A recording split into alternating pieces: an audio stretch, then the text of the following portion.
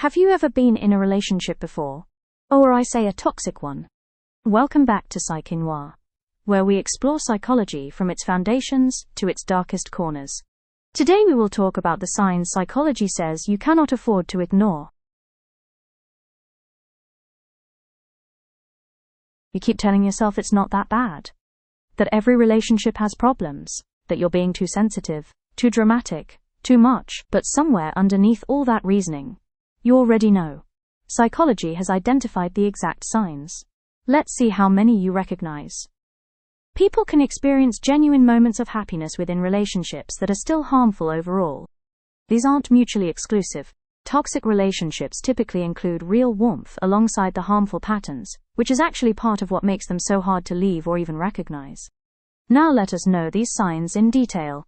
1. Constant blame. The toxic partner positions themselves as perpetually faultless. Every conflict, every problem, every moment of unhappiness in the relationship gets redirected back toward you. If you hadn't done that, I wouldn't have reacted this way. You made me say those things. This is happening because of how you are. Psychologically, this serves a specific function. It allows the person to avoid the discomfort of self-reflection, while simultaneously training you to take responsibility for their behavior. Over time, you genuinely start believing their actions are your fault, which makes leaving feel illogical since you believe you caused the problems yourself. 2. Gaslighting. A systematic pattern of making you doubt your own memory, perception, and judgment of reality. That never happened. You're remembering it wrong. You're too sensitive. I never said that. What makes gaslighting particularly damaging is its cumulative effect. A single instance might be dismissed as a simple disagreement, but repeated over months or years, it erodes your fundamental trust in your own mind, making you increasingly dependent on their version of reality, which is precisely the goal.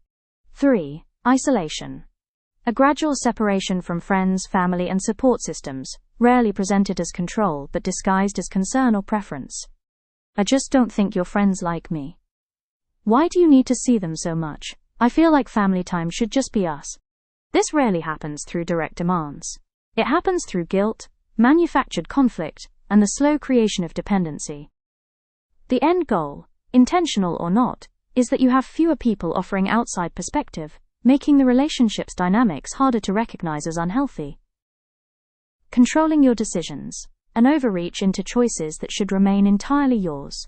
What you wear, who you spend time with, how you spend money, even your career or academic choices.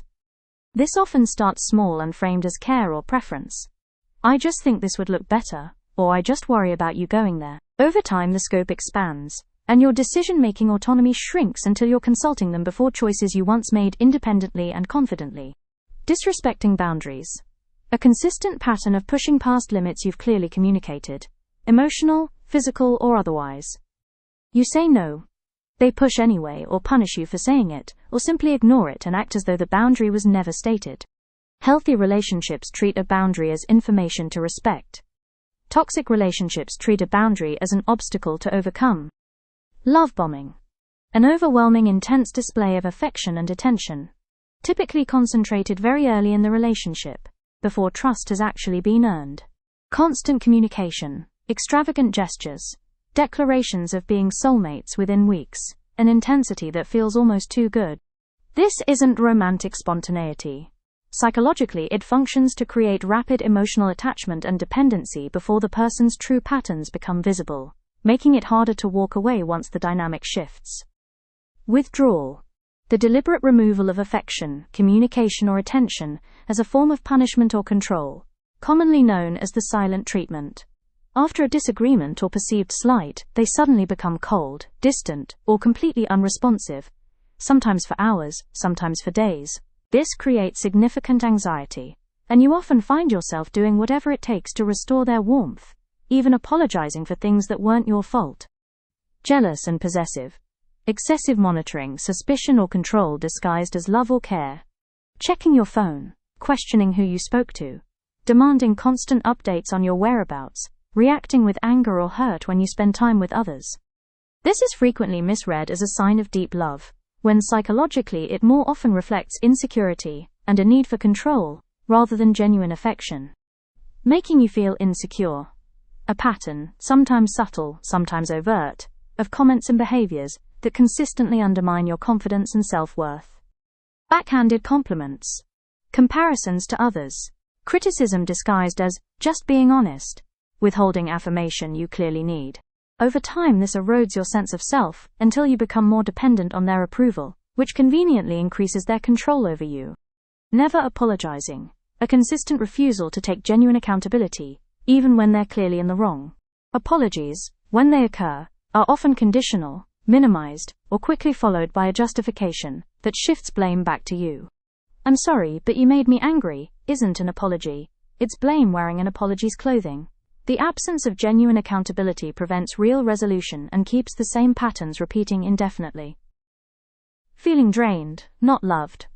Perhaps the most reliable internal signal of all, how the relationship actually makes you feel beneath the explanations and justifications. Love should generally leave you feeling more like yourself, not less. If you consistently feel exhausted, anxious, smaller, or emptied out after time with this person, rather than supported, energized, or cared for, that feeling itself is data worth taking seriously, regardless of how the relationship looks from outside. If several of these signs felt uncomfortably familiar, that discomfort matters. This isn't about diagnosing the other person. It's about honoring what your own mind and body have been trying to tell you. Psychology research shows people leave toxic relationships an average of 7 times before leaving for good. Recognizing the signs isn't the same as leaving immediately, but it's always the necessary beginning. If this video resonated with you, you're not alone, and you're not imagining it. New video every week. Stay dark. Stay curious.